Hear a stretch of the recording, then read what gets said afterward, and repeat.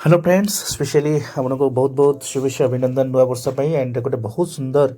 story नहीं कि आशा करे बहुत हृदयस्पर्श डेफिनेटली बहुत आप समस्त जानी जे महान धनुर्धर एकलव्य हृदयस्पर्शी कहानी और ये कहानी मध्यम गोटे बहुत पॉजिटिवली एनर्जी आप इंस्पायर हेबे आउर संकल्प आप नहीं पारे से भाया हाँपाई कि कमिटमेंट सहित जब आप नौ कि हाँपाई जीवन में 100% आप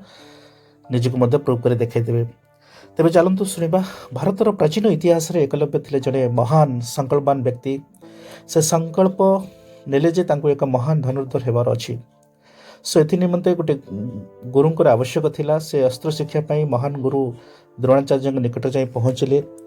अथच गुरु द्रोणाचार्य तांको शिक्षा प्रदान करने को निजर अक्षमता प्रकाश कले किंतु एथिरे एकलव्य भांगी पड़ले नहीं बरं दृढ़ संकल्प बल निजर शस्त्राभ्यास जारी रखिले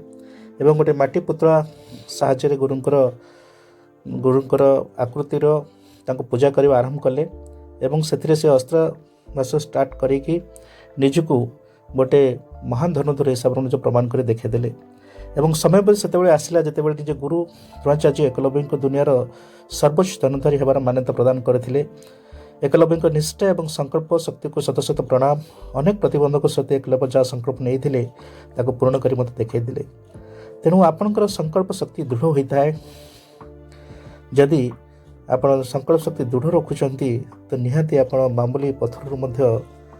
आपपर परस्मणि पलटि जाए तो एकलव्यंकर जो शक्ति संकल्प थिला तांका पाखरे एवं से निजको प्रमाण कर देखते जे जदि दृढ़ संकल्प द्वारा मनीष कौन जिनस जीवन में चाहिए आने साधन करने निश्चित भाव पूरण कर संभव कर तेणु डियर माय फ्रेंड्स 100% आम मान मध्य से शक्ति सामर्थ्य अलरेडी अच्छी जदि दृढ़ संकल्प आम द्वारा किसी भी कार्य बा किसी भी जिनस आम पाइबा चाहिए 100% पूरा सिद्ध सहित जब आम चाहिए आ संकल्प करवा 100% आम गोटे साधारण पथर